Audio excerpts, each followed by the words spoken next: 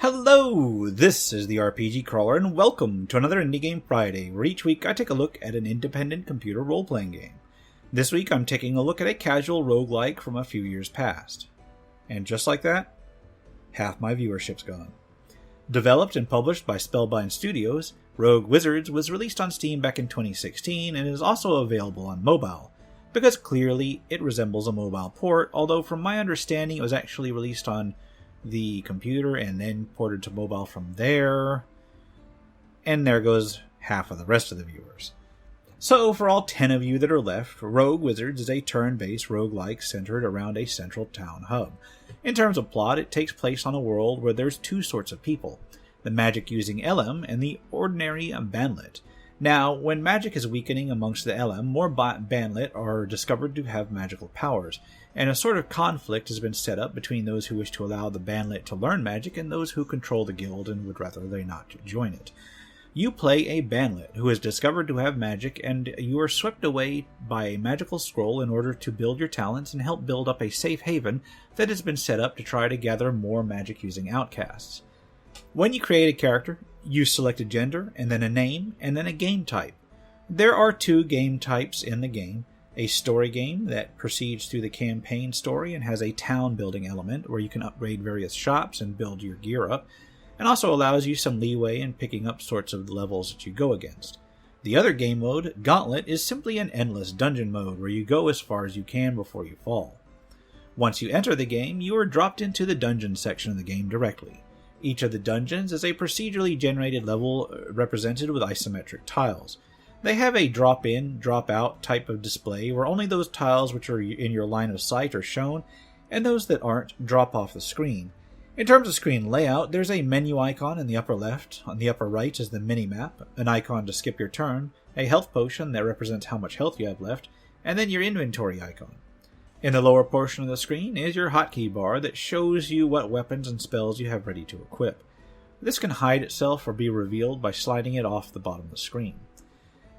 Opening your inventory allows you to view not only your character's inventory and gear, but also their stats. On the left-hand side are your character's equipped items. There's a scroll that shows you how much experience that you've earned when you mouse over it, then 6 inventory slots.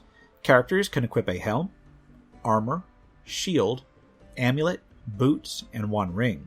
They may equip weapons, but those are equipped at the bottom of the screen in the 8 hotkey slots there.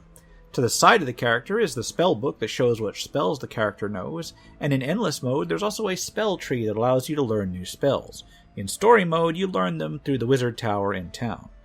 Below the character's equipped items are their basic stats. There's an attack rating that shows how much damage they do, what type it is, and their crit value, a defense rating that shows their overall defense, as well as a chance to completely block attacks. Then there's the maximum health that they've accrued. A scroll besides those stats shows the 3 primary attributes. There's power that amplifies damage from items and magic, finesse that increases the chance to block, crit hit, detect secrets, and disarm traps, and then stamina that increases health and the ability to absorb damage. These attributes may be improved by gear. You get a few points to distribute amongst them each level, and in order to even equip certain gear, you must have a minimum value in certain relevant attributes. On the right-hand side is your inventory screen, and this is where everything you've looted comes into play. There's 3 tabs. 1 is for quests/story-related scrolls that you might pick up during play. Then 2 are for general things that you've picked up and shoved into your inventory. In order to equip an item, you can drag it onto your equipped items section. If it's a weapon, spell, or potion, however, you drag it down into the hotkey bar below. The hotbar can hold up to 8 items, and they may be switched between them with the hotkeys. Weapons dropped here can be equipped from this bar, although actually equipping a weapon takes a turn before you can use it. Using a potion from the hotbar simply uses it on the spot, while casting a spell from the hotbar casts it on the spot, and then kicks you into a targeting mode if that is necessary. The spell system itself is what gives the game its name.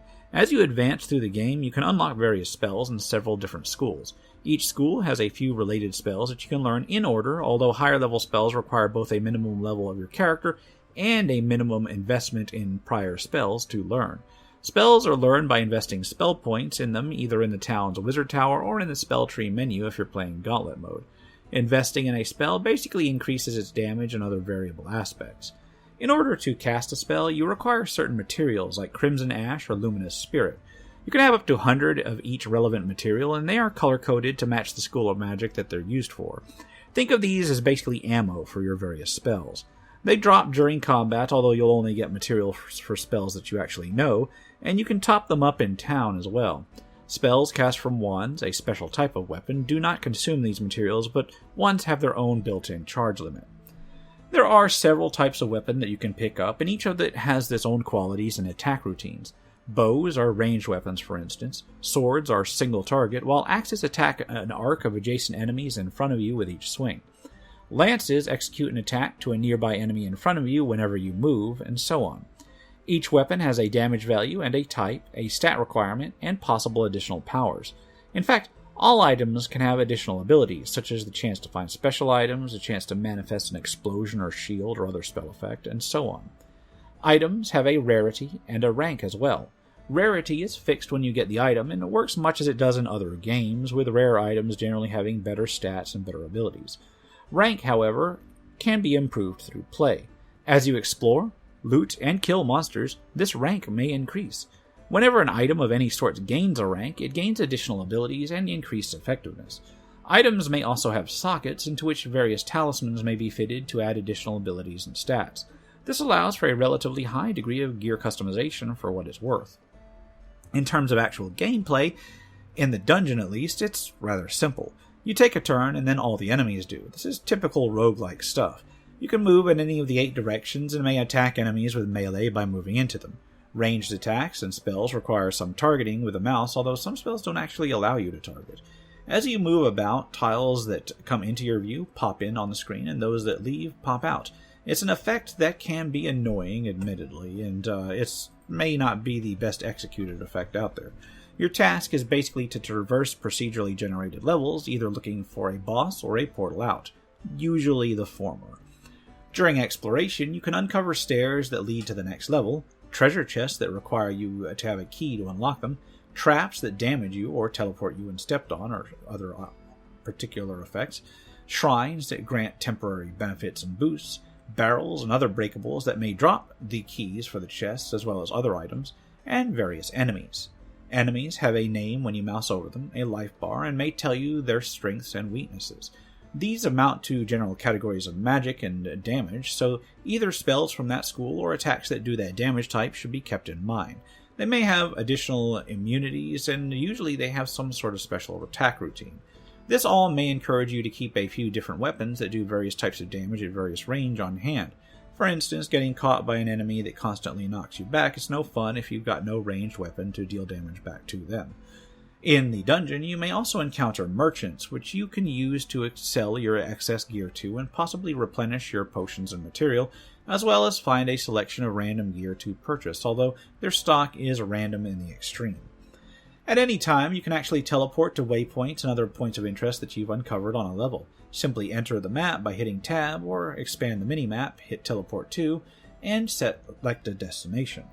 This can be incredibly useful in terms of avoiding a lot of tedious backtracking. It should be noted, however, that thorough exploration is actually rewarded, since killing all of the enemies on a level can provide a bonus experience boost, and opening all the chests on the level can do so as well. Most of the time, at the end of a series of levels, you will encounter a boss.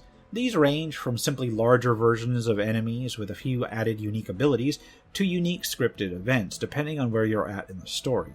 After you've beaten the boss or activated the portal on levels without a boss, you are returned to town, at least in story mode.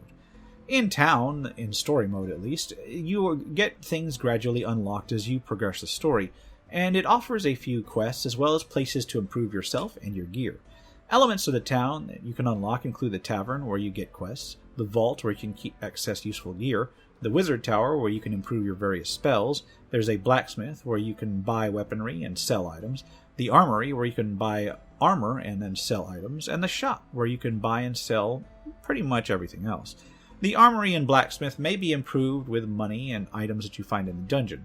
Anvils for the armory, sledgehammers for the blacksmith. There's also a divine treasury that grants an item each day. Other things may become unlocked as play progresses.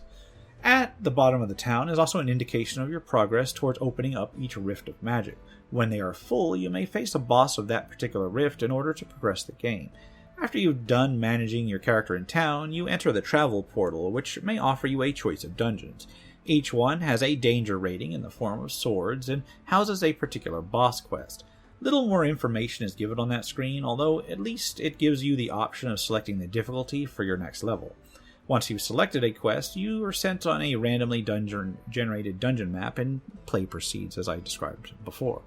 A note on dying: if you die, you are sent back to town. You keep a fair number of your things, and I honestly am not sure if there's actually any penalty there besides having to restart that particular level or no quest. I didn't notice anything. There might be something in there. I'll have to take a look at the footage a little bit more, because I only managed to really die once. Now, if you die with a revive potion in your backpack, you are actually instantly revived where you were, so there is that. There is another thing to note in that some dungeon levels will actually have you encounter a companion. You get an owl early in the game that follows you from dungeon to dungeon. They are treated similarly to enemies, in that after you take your attack, they go ahead and do their thing on the enemy's turn, except they are, of course, allied with you. When you use a healing potion, however, you actually heal any companions that you have with you, so if you've got a couple companions, you may need to keep track of their health as well. Graphically, the game has a cartoony, over-softened mobile look. I guess that's understandable because it was popular at that time, but it does have a fair degree of polish even with that look, which I can appreciate. The sound design, I'm a little bit less impressed with. I recognize some stock music, and although I'm a fan of it, it does seem to get old after a while, and some of it is poorly selected. Likewise, the enemy sound effects sometimes were a little bit on the annoying side. I believe that the phrase "somebody oil the squeaky door" came up when I was streaming the footage capture for this review in regard to a certain enemy's attacks. In terms of the gameplay, it's simple enough, but I actually found the enemies to be pretty challenging for this sort of game. Some of the levels reminded me vaguely of scenarios in the Diablo series because of the mix of enemy special abilities and elemental strengths and weaknesses, as well as the general layout of some levels and the sheer number of enemies that you encounter in them. I want to say that the resemblance is only slight, but it is there, enough to call those other games to mind, and that can be a good thing. Overall, Rogue Wizards is a competent, casual roguelike with a fair degree of polish and a surprising amount of challenge baked in. I've played better, but I've also played much worse. My sticking point on it is the price, however. I can't in good conscience recommend it at the list price for what it is, although if you find it on sale or as part of the bundle, then yeah, you may look into it to find it as amusing a diversion and worth your while, and if you're into that sort of thing. It's not as in-depth as many better and sometimes cheaper roguelikes, so hardcore fans of the genre will probably want to look elsewhere, but it has enough depth compared to some other so-called casual roguelikes and roguelites that it may serve as a bridge for those who like roguelites but haven't tried full-on roguelikes yet, so kind of a stepping stone in that regard. And on that note, I think I'm going to wrap it up here. This has been the RPG Crawler with Indie Game Friday Rogue Wizards. As always, I'll put a link to where you can pick it up below. If you like what you've seen, remember to leave a like, comment if you got any feedback, and subscribe for more RPG content, both tabletop and computer. Well, until next time, take care and goodbye.